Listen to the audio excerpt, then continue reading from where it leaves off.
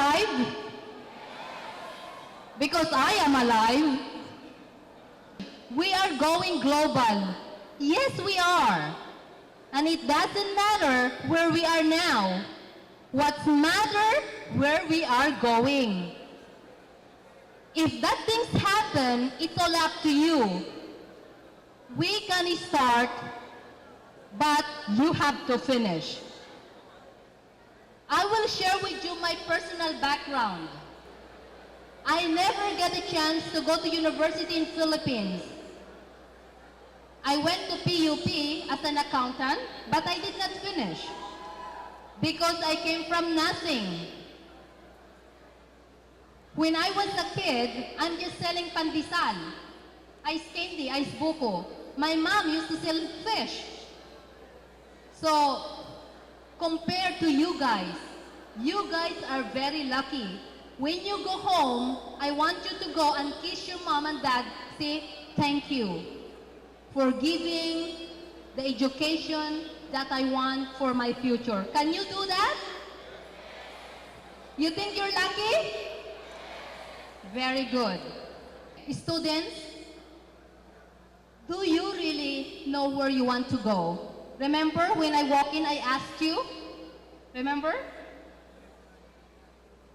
Ask yourself, what do you really want to go? Because when I was a kid, I already know what I want. I already said, someday I want to marry a foreigner with white skin. I did that. And I said, someday I will be the president on my own company. And I did that. How about you? That's why we opened it. You said, claim it to be the CEO. Because you are the future of our country. So every day, you said to yourself, I am a CEO. When you woke up in the morning, go to the washroom, I am a CEO. When you talk to someone, you said to yourself, I am a CEO. Because it gives you the confidence. It gives you the drive. It gives you the direction where you want to go. Because that's what I use.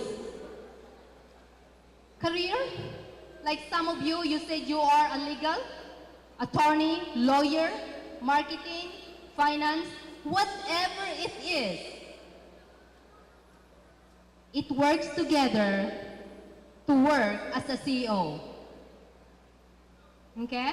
So you claim that and work with that. My goal is to make Philippines as the business hub in Asia. You mentioned that. We cannot do it ourselves. We need you to help us. We need you to help, to contribute, especially this ASEAN integration. Imagine we can travel around Asia without visa. We can work without work permit. They can also come here in our country and start business. So it's a big opportunity, but it's up to us how we're gonna do it. The reason why we're doing the Asia CEO Forum to encourage investors to come to Philippines, to invest here and give jobs. So the potential is here.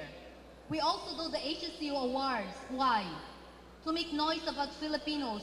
The Filipinos are hardworking people, good people, achievers, nice. So through that, we're able to make noise around the world that Filipinos are great people. Do you agree? Yeah, and that's what we're doing. But we need you. Without you, we cannot do it. Another mission that we have, to make Philippines as first world in 2050. I know I will begin then, but you guys will benefit. We need you to help us. You are the future CEOs. In order to be the first world, we cannot do it, but you can do it. Start now. Start thinking outside the box. Let's get out, okay? Be independent, be creative, use it. Guys, it can be done. If you believe that Philippines will be first world, yes, but you got to make the difference. Gain knowledge. All of you have different degree, correct? Okay. So the more information that you learn, the best. Like what I did before, I don't have education, but I studied accounting, I studied management, I studied marketing, I studied business, I studied economics. So the more knowledge that you know, it's better for you. So you can connect with anybody, whatever they're talking, they can. You're lucky right now, before we need to read by books, right now you can go online, correct? All information, it's available there. So you got to do that. For example, you're a CEO. Don't you know a CEO make a lot of money? CFO, top sales, top marketing, you guys are the potentials in running businesses or running Philippines. There's some people making 500,000 a month, but at the end of the day, at the end of the month, how much left over? It makes sure that 20% of your income must be saved right away for your future. Okay? So it doesn't matter. So make sure to watch every expenses that you have. In business, relationship is the key. If they like you, they trust you, they will use you. Correct? But if they don't like you, even you're good, they won't use you. So gain relationship, and that's what I do. Right now, if I want to talk to Marifis Zamora, do you know who Marifis Zamora is? She is the president of Converges. If I want to talk to Dr. Bernie Villegas, I can talk because they respect me and they trust me. So the relationship is key to make that relationship. When you start working, this is when you're going to show. Don't go on the right time, but 15 minutes before. And leave after 15 minutes or later. Not you start at 9, you come at 9, you finish at 5, you leave at 5. It means that's not a good example. If you want to be successful in life, if you want to work global, you got to compete global. You have to change the Filipino habit of mañana. Sometimes we complain too much. Do you agree? Or do you have friends who complain too much? Yes or no? The back? Yes. So you make sure, think of the positive all the time. Sometimes there's things that you don't like that happen, but how can you turn that into positive? Always switch your thinking in a positive mindset, because that's what I do. It doesn't matter what experience I gone through, I turn it around all the time as a learning step. So that's what you need to work into global environment. Positive, energy, excited. Even though you're so tired, when you're talking to someone, either your teacher or your friends, you have to show that energy. Both means when you write it down. So I want you to write it down. What do you want to be a year from now? When you write it down, you claim it. Because what I did before, I write down everything I want to achieve. Like for instance, I want to get married at the age of 27. I wrote it down. I want to help my brothers and sisters to go to Canada. I wrote it down. I want to help my brothers and sisters finish their university. I wrote it down. I want to have my own family at the age. I wrote it down. Until now, I'm writing it down. Because if you just think about it, that's just a dream. But when you write it down, that's a commitment for yourself. Understand? Okay. And then through that, you'll be able to guide for this globalization. Because it's a guidance exactly the same when you work to a company. You have project. When they give you project, you write it down. Same as a goal. Either personal, business. Now, what I used to do, I wrote down my goals and I paste it on top of my ceiling. You know, sa kwarto ko? So when I go to bed, I see it, it reminds me. When I wake up in the morning, I see it again. You put in your washroom. Para paggising mo, punta ka sa washroom mo, the first thing you see, hindi ka pa nagsuklay, your goals. So it reminds you, it makes you excited. Every day will never come back ever again. Today, next year, it's the same year. So I said to myself before, I want to do my best today. I think of today, not tomorrow, but today. Time management is very important. Control time and control your life. If you don't control your time, somebody will control you. Do you want to control yourself or somebody control you? I control my time. I control my life. I don't like someone control me. How about you? Same as me, right? Correct. Because you want to control your time because it's unlimited income, unlimited potential. But if you work to a company, they control you. If they pay you 100,000 a month, sure, you're happy, but that's what you're gonna be. For example, you have project and your friends called you. Are you gonna go out with your friends or no? Yes? Okay. You have to say no. Because you have plans. Me, if somebody called me, I said no. Why I came today even I have a schedule? Why I accept this invitation? You know why? It's very important to me because I'll be able to inspire you. I'll be able to inspire so many children. So I prioritize my time. Because the more I can touch, the more what's gonna happen to our country. Then our goal of making Philippines as first world is in here, is in you guys. Do you agree? Do you want our country to be the first world? Yes or no? Yes. So this is very special to me to be here today. Okay? And I hope you're learning something. Keep your focus on your goals. So it doesn't matter kahit inaantok na kayo. If you have projects, do it. Kahit anong antok kayo, you got to do it. Claim it. When you claim it, and then slowly it will happen. Okay? Kasi ako, I claim it. People laugh at me before. Like me, I don't have education, came from Pangasinan, janitress, domestic helper. They make fun of me. But you know what I said to myself? It's okay, they can make fun of me, but I know myself. I know where I'm good at. And I did it. And where are they now, those people who laugh at me? Think about that. God made you for a reason. There's a mission for you to be in this world. And ask that to yourself. Because I ask myself, Lord, what I'm good at? So ask yourself, where are you good at? What is your passion? What's your passion? What's your passion?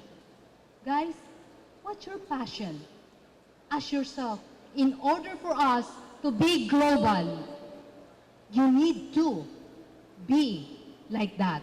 If American come here, any nationality, you can speak with them direct. And that's what I do.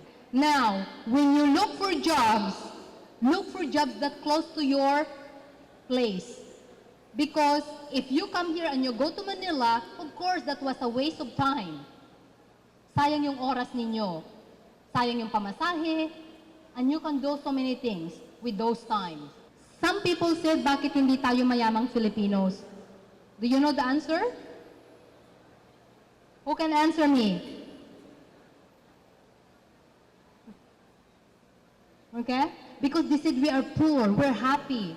But guess what? We can be successful if we want. So it doesn't matter. Like look at Marifi Zamora. She used to sell computers. She's the one running the Converges. So ask yourself, do you want to be like her? What I do, when I start making money, I pay myself first, I save 20% of my salary. Halimbawa kayo, meron kayong allowance from your parents, agree? You should save 20% of your allowance. Practice it.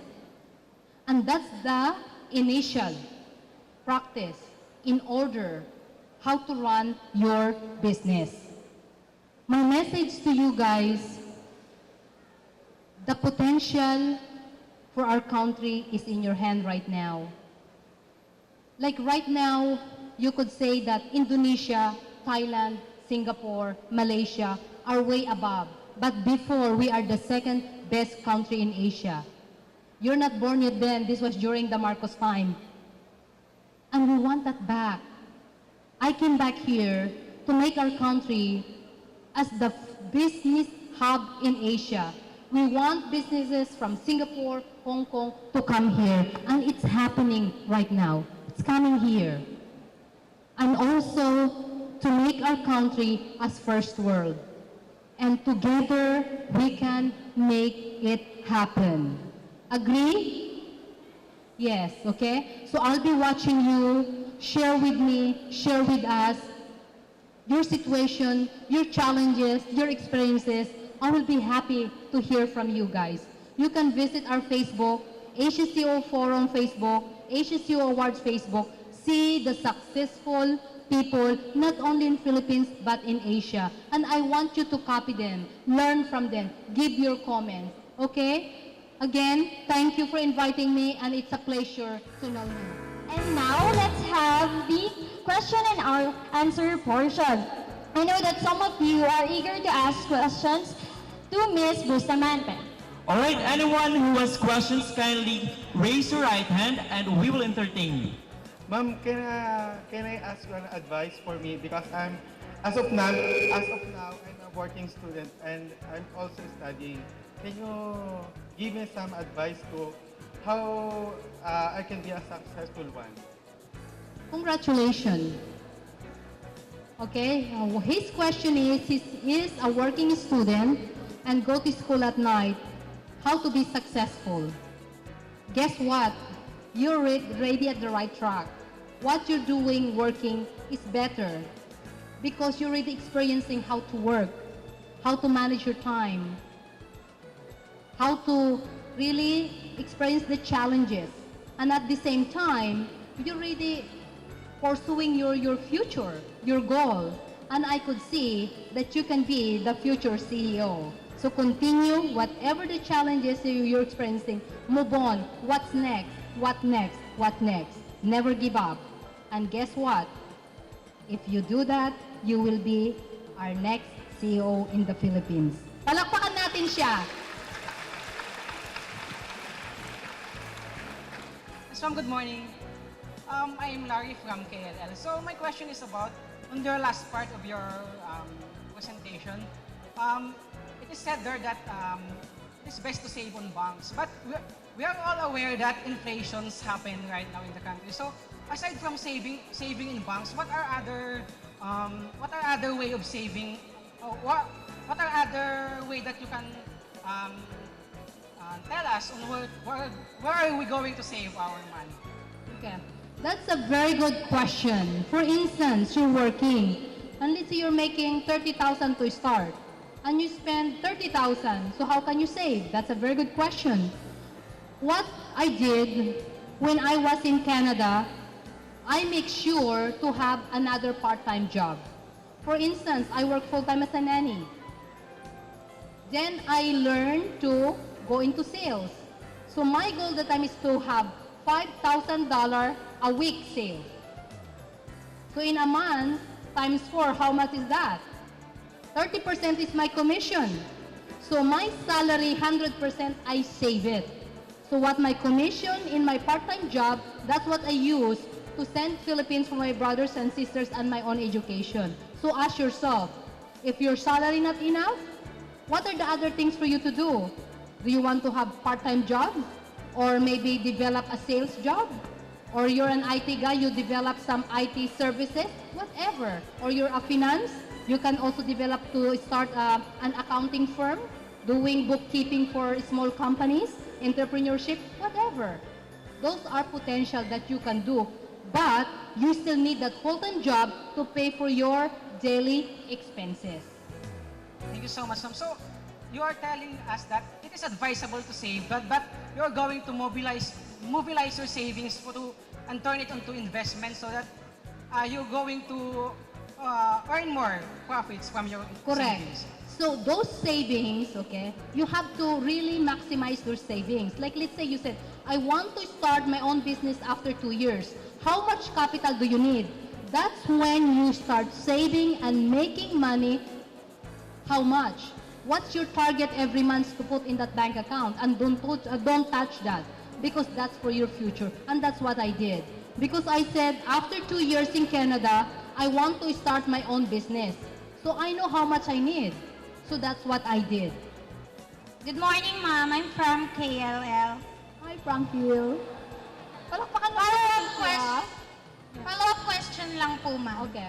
Ano po yung, sa palagay niyo po, ano ang magandang unahin? Goals, savings, or investment? Very good question. Goals, savings, investment. My answer to that at the same time, together. Why? You have to write down your goals now. It's must. ASAP. Savings, same thing. You have an allowance, correct, from your family? You start practicing how to save. Okay? At the same time, you start studying about investment. Where to invest? What kind of stock? What business? Okay? You put them together at the same time, because that's what I did. Okay? Thank you so much. Welcome. I'm from KLL, and my question is, will Asian integration be a disadvantage for small Filipino entrepreneurs? Because most of the Filipinos like buying imported products, and I think it would be a great threat for small Filipino entrepreneurs. Okay. Very good question. Are you scared for this ASEAN integration? Because with that question, I thought about that too. What's gonna happen to the small businesses? You think they will kill? But also it's an opportunity. Because that's the time that we need to grow. Like we're stagnant. Like if you go to the provinces, it's so disappointing that why until now it's still like this? Because of this ASEAN integration, it will open the opportunity for us to be more positive, to be more aggressive, to be more aware, to do more, to change something in order to make our country to be the business hub in Asia. Through that ASEAN integration, it opened up to bring more opportunity here. More businesses coming in, more opportunity in the Philippines, in the provinces. So for me, the answer is, it's not a threat, it's an opportunity for us to grow. After I graduate, my grandparents and my parent is pushing me to create my own kind of business. Now I want to know if it is wise for me to start a business after I graduate or gain more experience, because at 2015 I heard that we will have an ASEAN integration. Therefore, other businesses from other countries will come to the Philippines and create more businesses. Do you think it's advisable for a young businessman like me to engage in such business ventures when I don't have that much experience? Let me ask you, what do you want? That is, I want to start my own business as I graduate, but I don't think that I have the skills and the knowledge to sustain a stable kind of business. Okay. Let me share with you guys. That's a very, very good question, because I feel the same way. When I was in Canada, because, I work with this good company. When I get my permanent residence, I said I want to quit as a nanny because I want to start my own business. Then he said, oh no, because you don't have experience yet. Why don't you work in my company for 3 years and develop you to be a manager? But guess what? I said, 3 years before to be a manager? I want to be president now, so I'd rather start my own company. So it's up to you. How aggressive are you? This was in Canada. I was very aggressive, and I start my own business. Okay? So you are the answer of that. If you are confident that you want what business you're getting in, and you are comfortable, go for it. But if you think you're scared and you want to gain experiences for another company, pursue it. So it's all up to you, okay? This is quite a technical question. You said a while ago that you believe that we, the youth, are the ones to continue what you've started. So do you, your corporation, as part of your social responsibility, do you hold seminars, conferences, or activities for the youth that will train and mold students to be young nation builders? Because I know a lot of people here want to interact to other people and learn from them. So I'm quite interested if you ever do those things. Okay. Well, with Shore Associates, social responsibilities are dealing more with executive like Mr. Our finance speaker. He's here. We invited him to speak also, so we deal with them more for the executive levels. But now I've been invited with so many schools and they asked me to create seminars for young entrepreneurs. And I think in October, we will have in SM Mega Mall. I think October 25 or October 26. So attend that. Check it out. Through Pag-ibig. Okay, Thank but we're you. running it. Okay. So hi, good morning. I'm Jameson Magpantay from De La Salle Lipa. I'm an economics student. So you consider the integration of the ASEAN on January 2015. So what would be the implication of that on our employment rate? Okay.